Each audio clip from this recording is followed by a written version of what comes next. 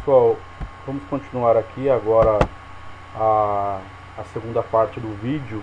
Eu fiz um vídeo de 17 minutos, daí o YouTube fala que não é muito grande.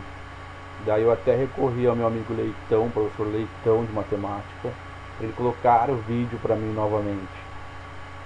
Quem sabe, né? Não sei, eu vou descobrir uma forma de colocar vídeos mais longos. Enfim, de qualquer forma vocês não perderão. Agora, vamos para a parte das atividades, dos exercícios, né? Do Enem. E com certeza vai estar muito fácil para vocês essa parte de renascimento artístico e cultural.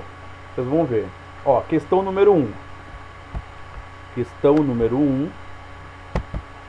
Aqui, ó. Acompanhando a intenção da burguesia renascentista de ampliar seu domínio sobre a natureza e sobre o espaço geográfico através da pesquisa científica e da invenção tecnológica, os cientistas também iriam se atirar nessa aventura, tentando conquistar a forma, o movimento, o espaço, a luz, a cor e mesmo a expressão e o sentimento.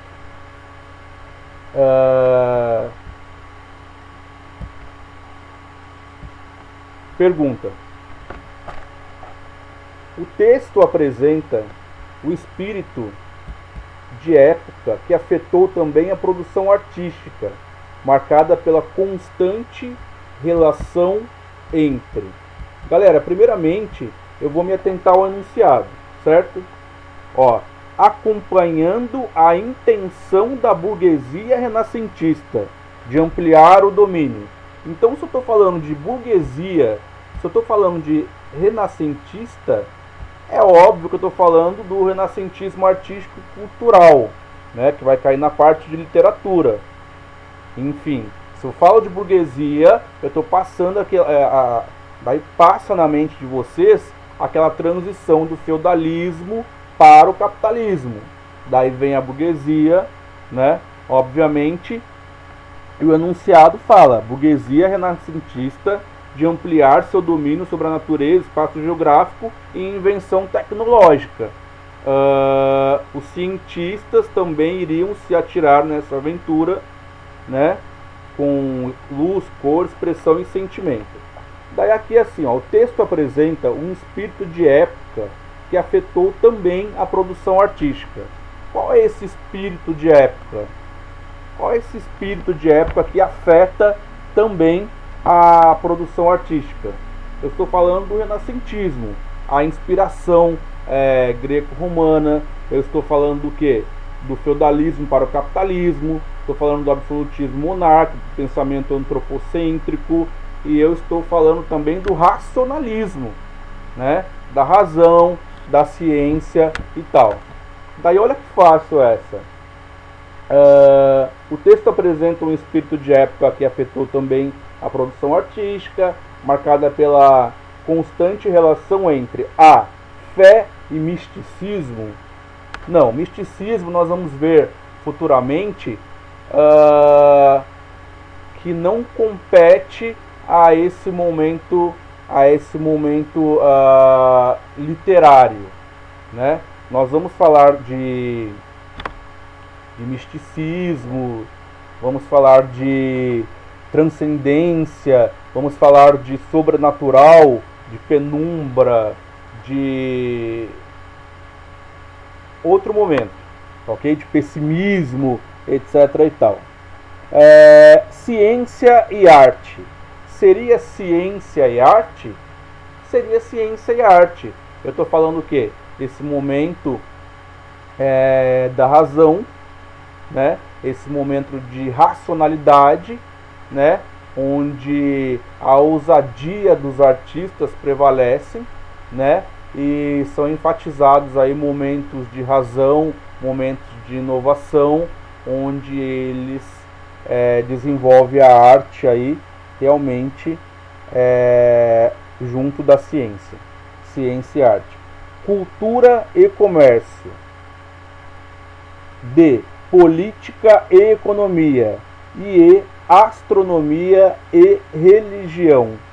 Exceto fé e o misticismo, eu acho que o misticismo está um pouco longe desse aspecto, né, dessa parte renascentista da arte, não totalmente, mas não posso colocar como uma palavra-chave. Todas as outras alternativas, elas são próximas. Só que aqui eu falo o quê? Olha o enunciado. O texto apresenta um espírito de época que afetou a produção artística, marcada pela relação entre ciência e arte. Então teria que ter em alguma das alternativas a palavra arte em relação com algum outro viés. E obviamente, como eu estou falando do renascentismo, estou falando do capitalismo, estou falando da burguesia, estou falando da racionalidade, estou falando da ciência. Por isso a alternativa B, ciência e arte. 2.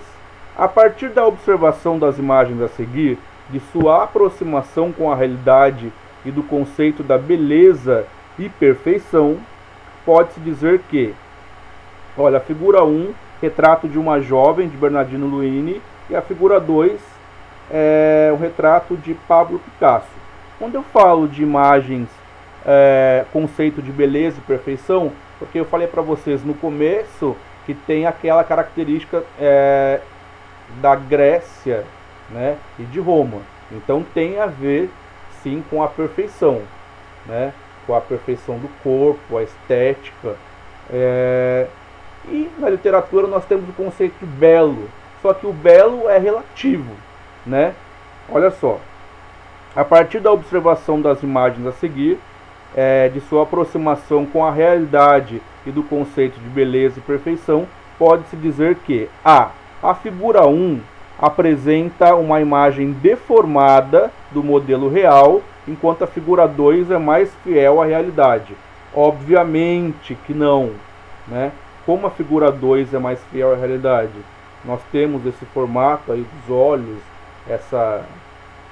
imagina, isso aqui é super diferente da realidade, enquanto a figura 1, ela não apresenta ser deformada, pelo contrário, é uma mulher com características até interessantes, no sentido de perfeição.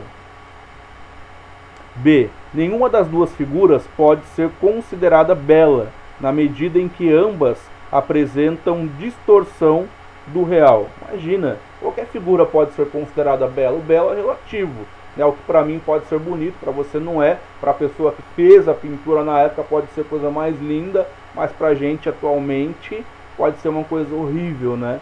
Mas não tem nada a ver, e até porque eu acho a figura 1 interessante, bonita sim, e ambas apresentam distorção do real.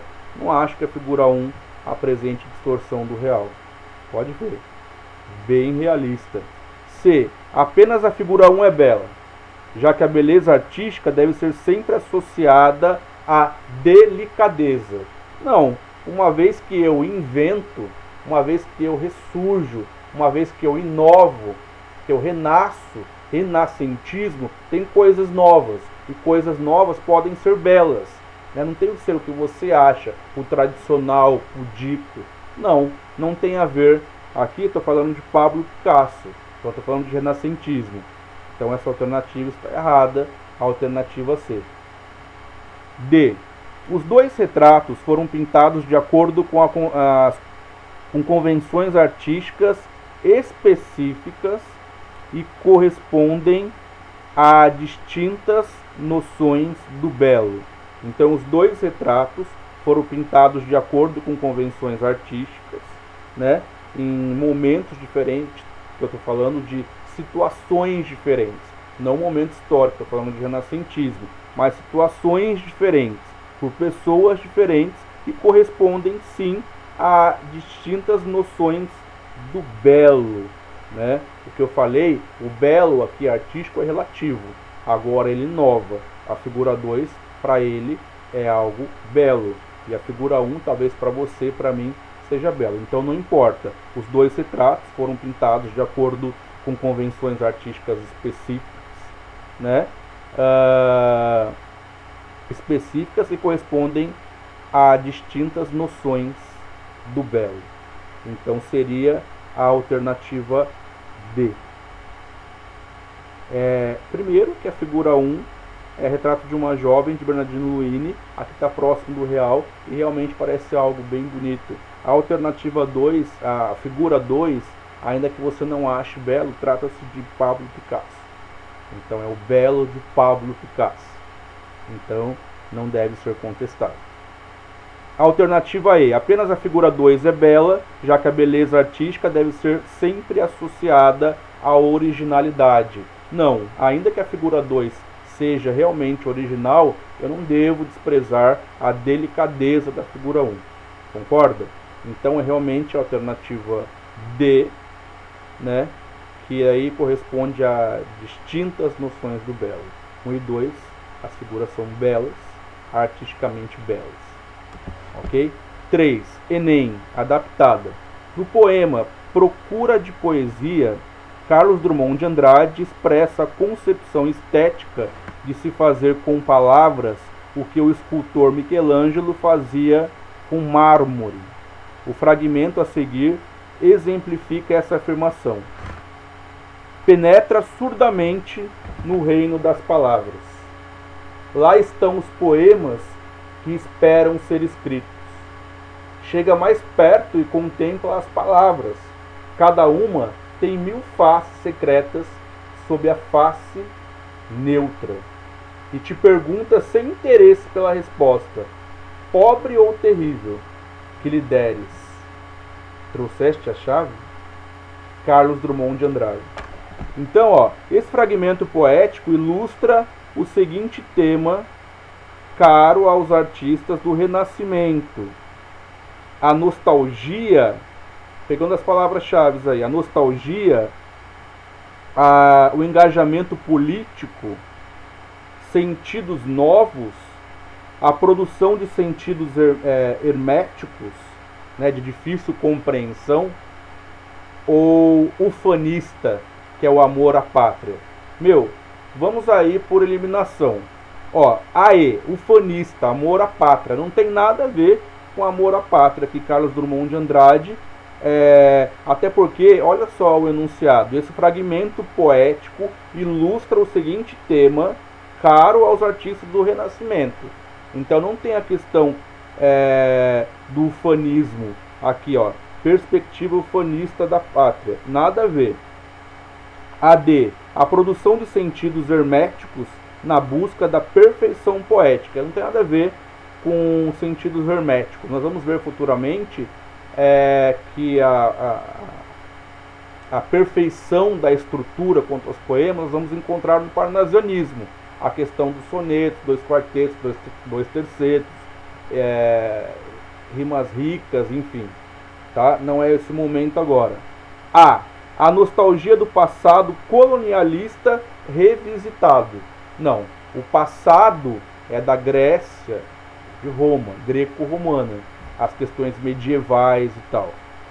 E B, preocupação com o engajamento político e social da literatura. Ainda não é o momento, né? A preocupação política e engajamento político. Então sobra a alternativa C, o trabalho quase artesanal com as palavras, despertando sentidos novos. Então renascer, novos sentidos, ressurgir, sentidos novos. Tudo relacionado ao renascentismo aí, a alternativa C. Lembra que nós falamos no começo, na primeira aula de literatura, né, a obra-prima com as palavras, né,